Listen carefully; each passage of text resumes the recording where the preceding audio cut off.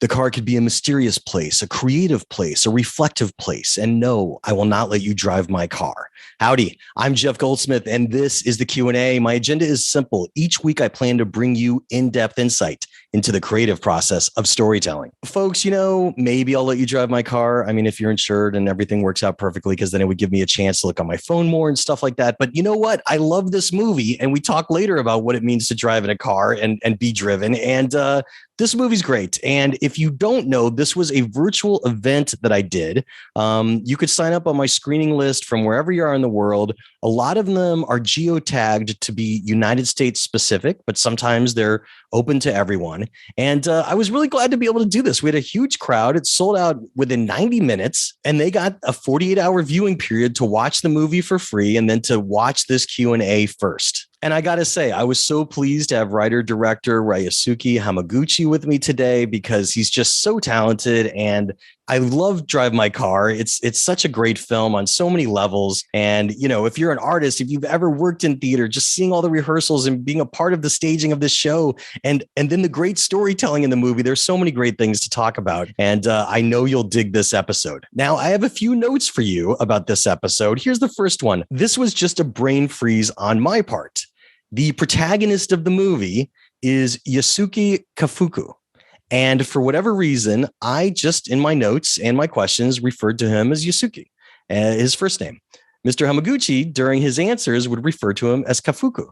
And so he was taking his last name. So when you hear that differential about us using two different names for one character, I just wanted you to know why that's happening. And honestly, I had a brain freeze. I don't know why I didn't adapt to what Mr. Hamaguchi was saying. And I feel like such a fool for not doing it. Oh, but hey, don't worry. That wasn't the only time I did it, because I also did it for the character of Koshi Takasuki. So that's the young actor that is cast in Uncle Vanya, and he's also a major character, so we talk about him a lot as well. Look, you will know who we are talking about, but it is strange. So when I'm bringing up Koshi and Mr. Hamaguchi is bringing up Takasuki, that we're both talking about the same person, because it's Koshi Takasuki. And I profusely apologize for confusing you. Okay, I have one other note about this interview. You are currently listening to it in Spotify and iTunes and watching it on the Backstory Magazine YouTube page. You are watching the short version.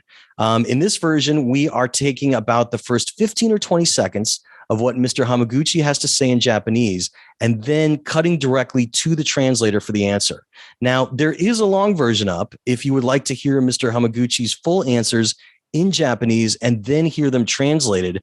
I, for one, would absolutely never want to limit what a filmmaker says in any way, shape, or form. And that's why I've made 2 edits of this podcast, so it's up to you to choose which one's for you. In both versions, I cut out everything that the translator was saying to Mr. Hamaguchi because I felt there was no need for you to hear him repeat the question. I got to tell you, even though I had to do 2 different cuts of the same interview, I was really happy to do it because I love living in a world where our technology allows us to have these conversations and for us to get them out there to everybody and to allow you to choose the way that you want to hear it. Now, if you're not on my invite list, you could always go to backstory.net/events, and that will get you signed up for these free virtual events that we do. And eventually for our free in-person screening series that I've run in LA since 2003, that has been postponed because of the pandemic. And I can't wait to be able to get back into theaters with folks. But I'm really happy that we're going virtual right now. So if you're not on my current invite list, please go join us by going to backstory.net/events. And while you're surfing around online, I hope you check out Backstory Magazine over at backstory.net. You could read us on a desktop or laptop or via our iPad app, Backstory. And folks, we just published our winter issue, our cool Dune cover. There is so much cool stuff in there. We've even been adding articles to the magazines because we're digital. We could do that. So I hope you'll check out our table of contents over at backstory.net, see what's inside.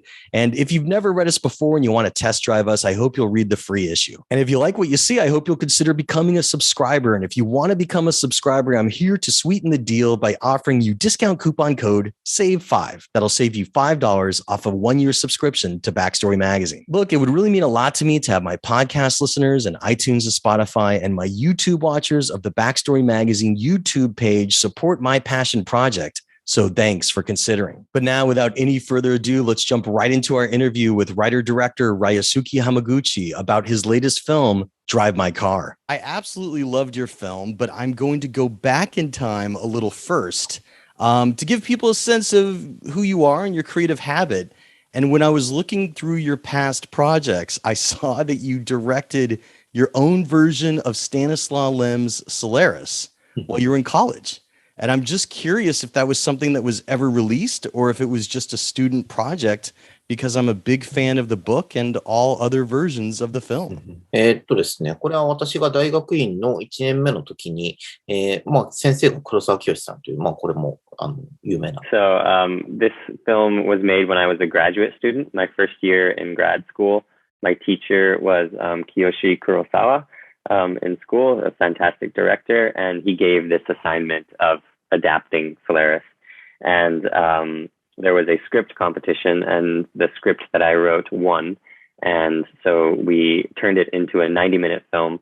And as a student film, everybody really loved the film in school. And so we considered screening outside of the school. But of course, Soderbergh has the rights to the film, so we could not screen it anywhere outside of the school, which I am actually secretly a little bit relieved. What was your biggest lesson on your Solaris version? What was something that was a trial by fire for you that helped you on your projects thereafter? あくまでその学生時代に修作として作ったものではあって、シネマスコープをやってみて、シネマスコープ。This was a film that I made when I was a student, so it's tricky to think about what exactly I learned. But one thing was shooting in CinemaScope. I realized that with no money, it looks very empty. You can't film the frame very well. So that was one thing, but the story of Solaris was very fascinating to me, and just the entire theme of the film was something that I think if I were to make a science fiction film one day, I think that aspect would be very interesting to explore. I really hope one day you do make a science fiction film that we could all see that is not trapped in film school for sure. Well, so getting to tonight's film, when did you realize that you wanted to adapt the Haruki Murakami short story from his 2014 collection, Men Without Women, into a film? I know it's a very common question to ask, but I just want to give our people a starting point. これは2013年にまず雑誌にそのドライブ・マイ・カー単体で収録されていて、その雑誌を So it was actually first published in 2013 in a magazine, and someone recommended it to me, I think mainly because it dealt with many topics that I had explored in the past in my film. And especially these sort of interesting conversations that unfold on transportation or things that you ride. And also it was about an actor, which is also a theme that I enjoyed exploring in the past. And so I always thought that I could make this into a film, but that it would be, really difficult to make Murakami stories into films. And so, but when a producer asked me about 5 years later, I thought, okay, this story I think I could do and turn into a film. I'm glad you did. I want to talk about your writing process for a second. When you sit down to write an original screenplay, or even like this, technically an adaptation, how important is outlining to your process? はい、もちろんこれはとても大事です。村上春樹さんご本人は長編を書くときに一切アウトラインを考えない。So, of course, it's an extremely important step. I know that Mr. Murakami does not do any outline, but I think that's sort of the realm of genius in my mind. And so for me, the outlining process is really, how do I make this this story feel real to audiences? So that's where I do a lot of my work, and it's a very important part. It's a complex film with a lot of characters. How long was your outlining process before you started writing your screenplay? このプロットにした時点ですでに女のいない男たちに入っている他の2つの小説、シェーラザード。So the plot or the outline was based on the short story, but it was also based on 2 other short stories that were in the same publication. And they were all sort of around this theme of regret for characters that did not notice things that they could have. And it took me about 2 to 3 months to create the outline. that was very close to actually the film that you see now. I gave that to Mr. Murakami, but didn't hear anything for about 6 months. And I thought, okay, well, this isn't going to go anywhere. He's not a fan of it. And then we just received a very short, quick answer of basically giving the go-ahead. And so we started, and I think it took about 2 months to do the first draft of the film. And at first we were going to film this in Korea. So that's where I wrote the first draft. Right. And then the pandemic changed that. You know, when you sit down to write, do you give yourself a page count that you want to write each day as a goal, or a certain amount of hours that you want to spend writing? これもそういう書き方ができたらいいなというふうに思うんですけれども、ちなみに村上春樹さん、やっぱりその I wish I had some sort of structure or that I could follow something like that. By the way, as a side note, Murakami, he writes a little bit every morning, and he has a very set time that he writes, and that's how he progresses his stories. For me, I just write whenever I can, and I keep going until I can't. So it is very irregular, and there are times where I just can't write for long periods, and there are times where I write a lot in a short time.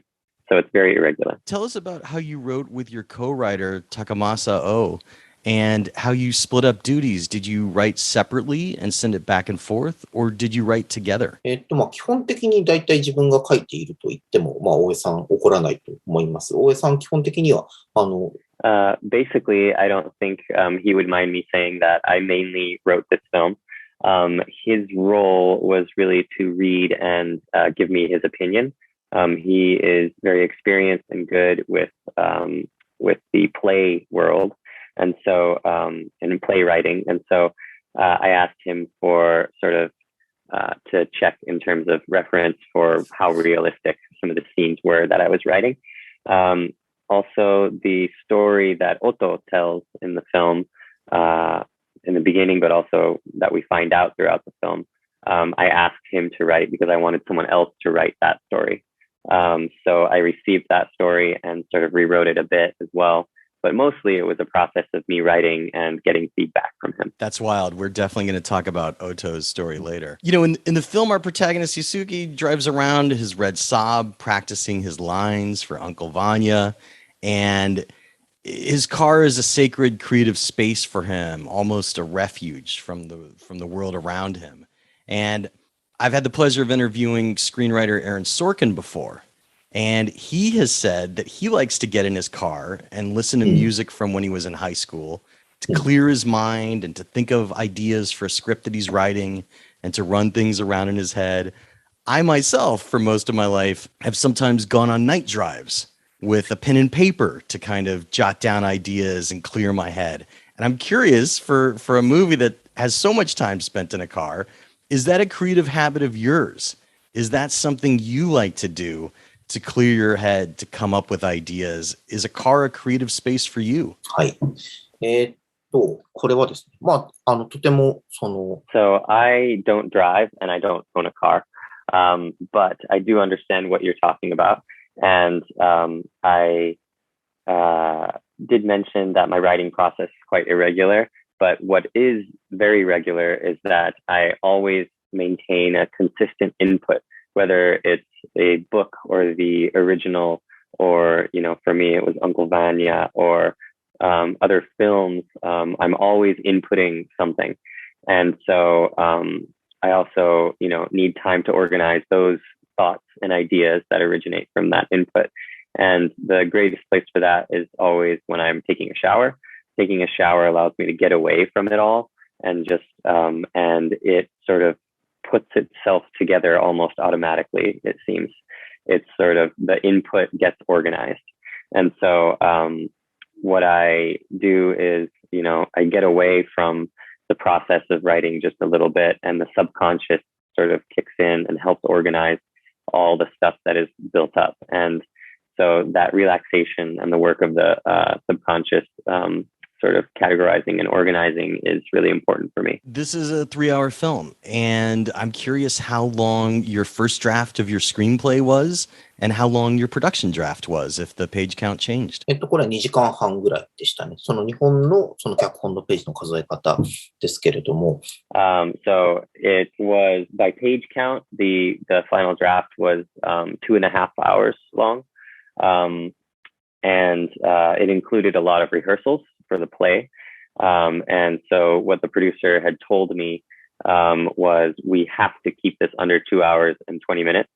And so we were filming and we had all of these rehearsal scenes and we assumed it would be shorter, but a lot of the rehearsals were great and we ended up keeping a lot of it. And so it became the length it is now. How many pages was it? これは英語の換算とは違うので、日本だと1ページ1分っていう換算をして。So it might be different in the US, but in Japan, we think of one page as 1 minute, and it was 150 pages. Okay. Very briefly, because I really want to get into more about the film, but did you ever consider turning it into any sort of an episodic TV show? Because I love the film, but I also could have seen it going that way. これは全くないです。未だに結局、映像作品を、集中力を持って。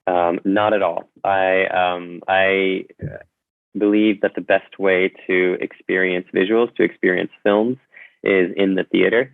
And I think if you don't with this film, you miss out on a lot without that concentrated focus.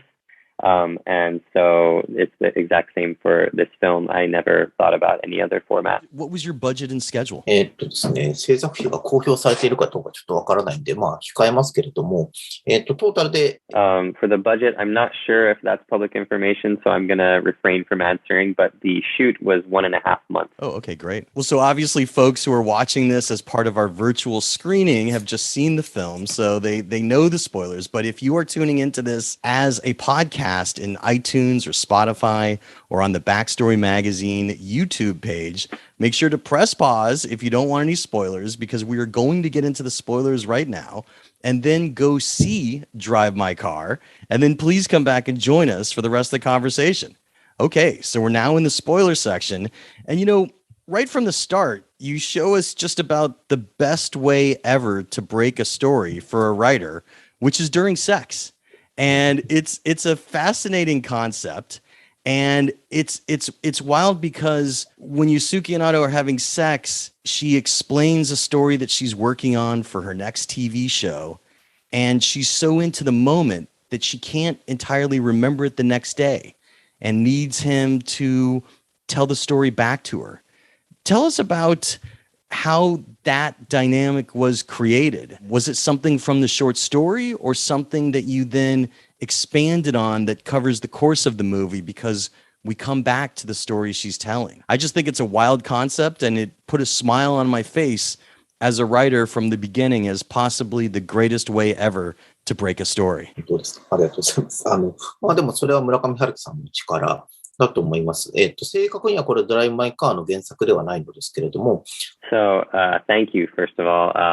This bit was not in the original of Drive My Car, but it was included in one of the series of shorts that was published with Drive My Car. And in that story, there was a woman who thinks of stories while she's having sex, but she doesn't forget them. She can remember them. And so in our version, she's sort of in this almost altered state and then can remember these stories in the morning only when her husband recites them back to her. So the important aspect here, though, is for me, is that the stories are tied to the act of having sex.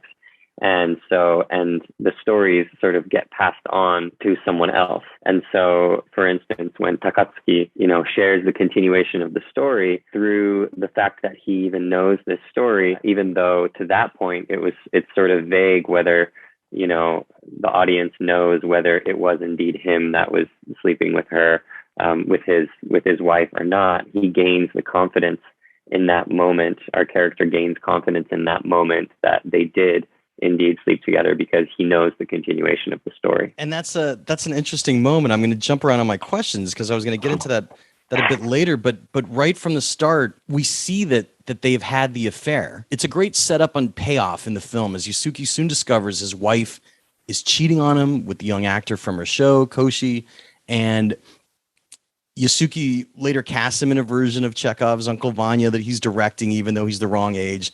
But it's a wild concept because the audience is in on the secret that Yusuke knows that they had the affair.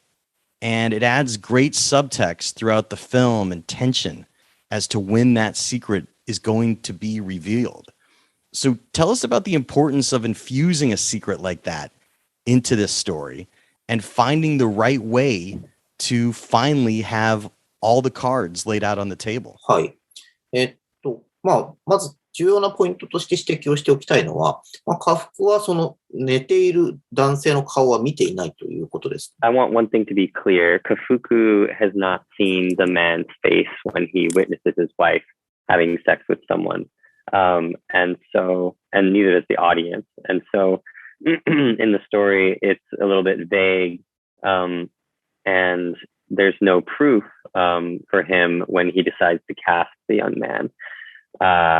But the reason that he decides to cast him is also somewhat vague. And I like that vagueness. I wanted, he cast him partly because he wanted to gain more information and find out if he was indeed the person who slept with his wife. And it builds tension in all of the scenes from that point forward, as you mentioned, which is very important for a film of this length. And the suspense, you have the choice as a filmmaker, as a storyteller, to keep the resolution from the audience until the end, or not even, allow the suspense to dissolve after the film ends. But I believe that would be a betrayal. You'd be betraying the audience and betraying the trust that would have been built during the film between the filmmaker and the audience. And so, however, on the other hand, if you give away secrets in a film or resolve a point of tension, then that can also become a point when the film becomes completely uninteresting. So the moment that these secrets are given away or solved, they need to bring up an even bigger question or sort of catapult the audience into a direction where there's an even bigger mystery to solve. That's a fascinating answer. And let's talk about that scene where all the cards are laid on the table. The payoff comes when Koji and Ryûsuke share a ride, and it's finally brought up that he was the person that had the affair with Otto. And they're talking about the stories. And basically, Yusuke doesn't know the end of the story. And Koji reveals that he does and tells it to him. And it's a wild payoff. When did you realize that was going to be the payoff of him being able to finish the story that Yusuke was desiring to know the ending to? これは一番最初にプロットの時点で思いついていたものです。そのプロットの構造。So this bit of storytelling was in the outlining stage that it came up for me. And the moment that I wrote that was when I realized, okay, I think this might be a good story. The sex being linked to her storytelling is a interaction that happens between Kafuku and Otto. So because it's just those two, no one else knows about this. But when he hears, and it doesn't necessarily mean that just because Takatsuki heard the story, the continuation of the story, that it's guaranteed that he actually had sex with his wife. But that's what Kafuku thinks. That's how he interprets it. And so I think also the young actor who played Takatsuki, he did a great job of being very mysterious in that scene. So it was left quite vague. There was this sort of almost like pure young innocence, and there's also this vagueness that comes with it. So the balance of these two things, I think, is what was really interesting in that moment. And the fact that there is no concrete, definite evidence or information, I think is what makes that whole interaction really fascinating. It was great. And the way you filmed it was with a very bold choice of, rather than showing Yusuke's face, we stay on Koji. And it was kind of a wild choice because you stay on him the entire time that he's telling the story. And I'm sure Yusuke was trying to keep his composure and was going through self-doubts about whether or not this meant that, you know, that was the person that was having the affair. As you had said, it was a doubt cast in his mind. Tell us about that bold choice to keep it focused on Koji the pretty much entire time, where he reveals the ending of the story. 勇気は実のところはそんなにいらなかったというのが正直なところです。それは単純に The simple answer is I didn't feel we really needed to show the reverse on Kafuku, on Yusuke, because Takatsuki Koshi, his side was just so wonderful. His performance, his expression, everything was just so on point. And we shot both angles, of course, but it was in the edit that I decided that I wanted the scene to feel really mysterious, and the most mysterious choice was to just show him. And so it wasn't the sort of expression or performance that gave definite concrete information to the audience. And that's what I really liked about it. And I think that was a really clear and easy decision to make for me. Just a comment. I mean, it's a fun moment because it's left to the audience interpretation. But to me, with all the stuff about in Uncle Vanya, you know, one of the characters being referred to as a Don Juan, it seems like Koshi is just, you know, exploding with these facts that he's been dying to tell anyone, and he can't tell anyone, and almost a hint of bragging about it. But that's not a question. That's just a comment. I'll let you translate it. It was just showing my love for the scene. Thank you very much. And I would also love to hear your answer about the story itself that Otto is telling.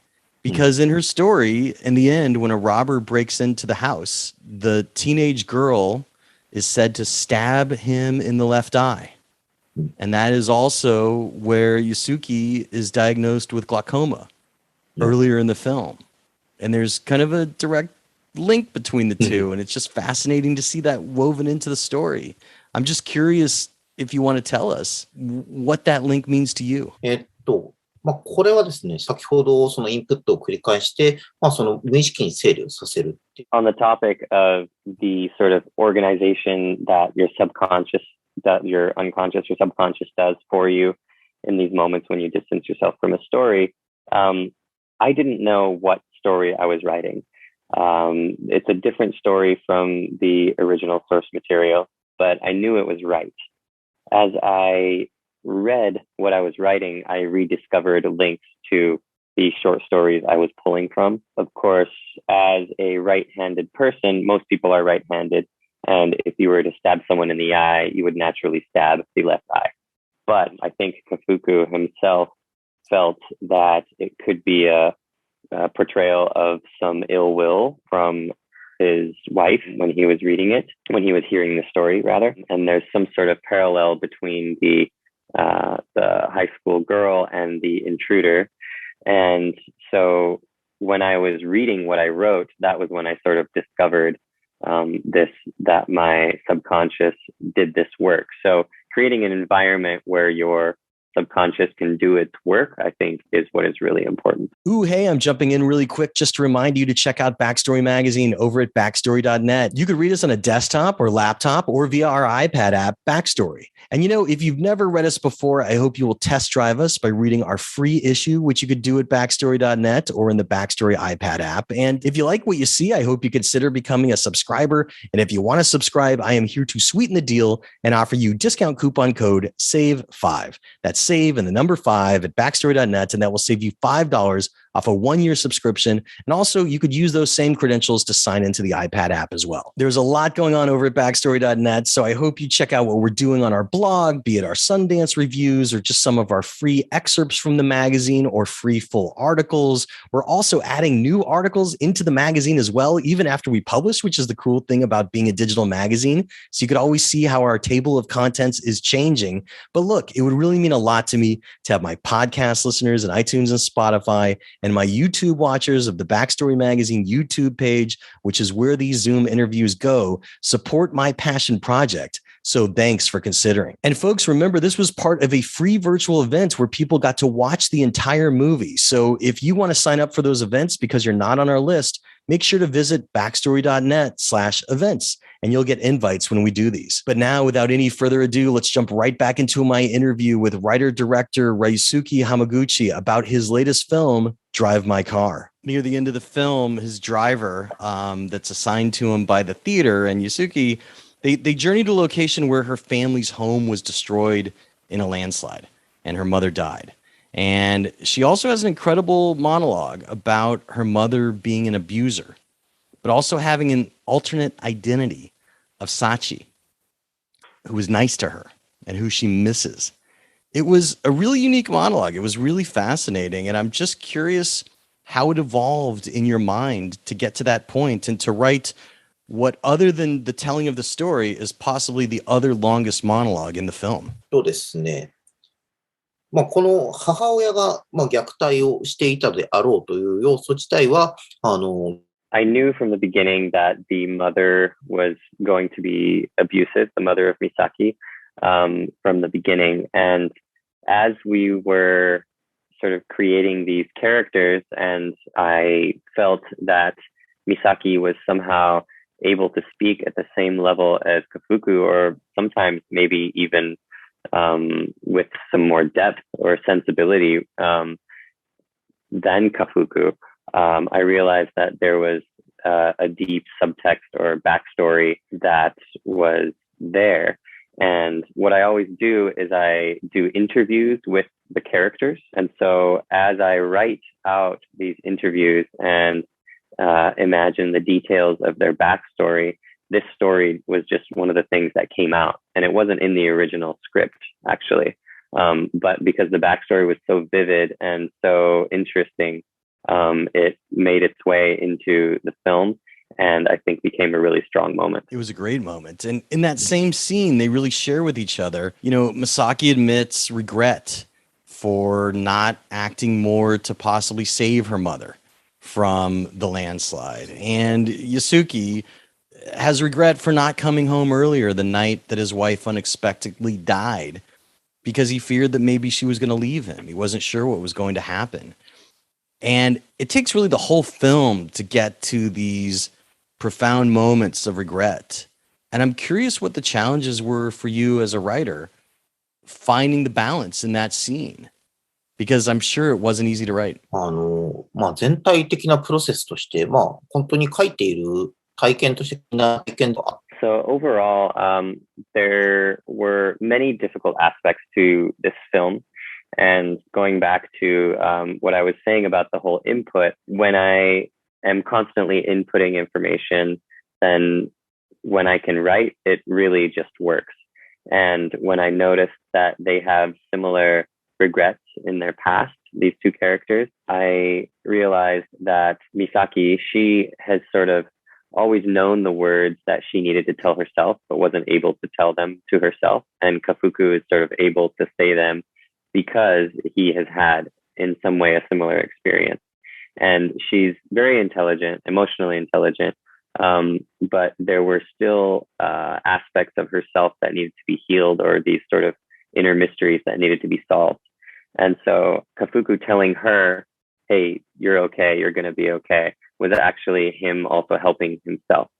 And so this all sort of organically emerged. And so I'm going to sound repetitive here, but I really believe that having plenty of input gives you the answer rather than endlessly trying to think through a problem. I believe what's important is to have plenty of input so that it can get worked out organically. I know we're starting to run out of time, so I have two last big questions for you. You know, the first is, it's no small feat to be able to boil down something as dense as Chekhov's play Uncle Vanya to these repeated moments of grief and regret and despair for the future, but also hope for the future. What was your challenge in distilling that so audiences that might not even be familiar with the play understand what's going on in the parallels between the play and these characters' lives? Because that's certainly the other hat trick that you did in this film and did quite well. 一番最初はそのワーニャおじさんが原作に書き込まれていて、それを使おうと思ってワーニャおじさんを読んだときに、First of all, the Uncle Vanya was in the original short story as well. And really the role that it was playing was expressing the Kafuku's feelings that were not easily expressed by his character. And so in Drive My Car and Uncle Vanya, I think the parallels there were the main couple, Kafuku and his wife, Otto, were very similar to Vanya and Sonia. And then what I did in terms of the process was I pulled all of the strong parts of the play. And as I was, just the stuff that was really moving to me. And as I was writing Drive My Car, it would appear sort of in parallel. They would sort of inform each other what parts would be included and what parts would not. And so as Drive My Car was the main part and Vanya sort of just came together with that, that was sort of the process. Editing is the last stage of storytelling. Just briefly, what's a scene that fans of the film might be surprised you cut and the lesson from it? 一つ、その家福が、自分がなぜこういうやり方をするのかということを There was a scene with Kafuku where he was being interviewed why he was doing a multilingual play. And one reason we cut it was because it was really long. But another reason was because we wanted the audience to get really involved. We wanted the experience of the film to be more experiential. And we wanted the audience to be really intrigued as to why he was doing this multilingual play. So I'm glad that we made that decision. And I think it worked in the end. Last big question for you. What was your toughest scene to write on the page?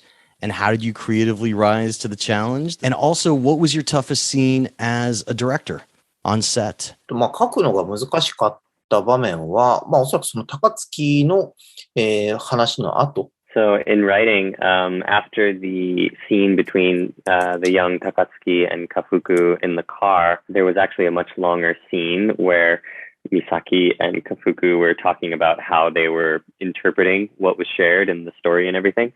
But it was really difficult to write that scene. And after we shot the scene where they were talking in the car, it just sort of became apparent. Also, just because his performance, Takatsuki's performance was so fantastic, it didn't really need so much explanation. And that moment, I think, made the reason apparent to me in terms of why it was so hard to write, because it wasn't as important as the actual moment that came before it. And in terms of the scene that was most difficult to shoot, filming in the snow for the end of the film was very difficult, mainly just because we couldn't make any footprints in the snow, which created this great divide between the crew and the actors. And so it was this very important, intimate scene that we had to be very separate and removed from. So that was a challenge for me as a director, but I think it turned out to be a really great scene. It was indeed. And I want to thank you for being so generous with your time. I absolutely loved your film. Thanks a lot for joining us today. Thank you very much. Thank you for your questions.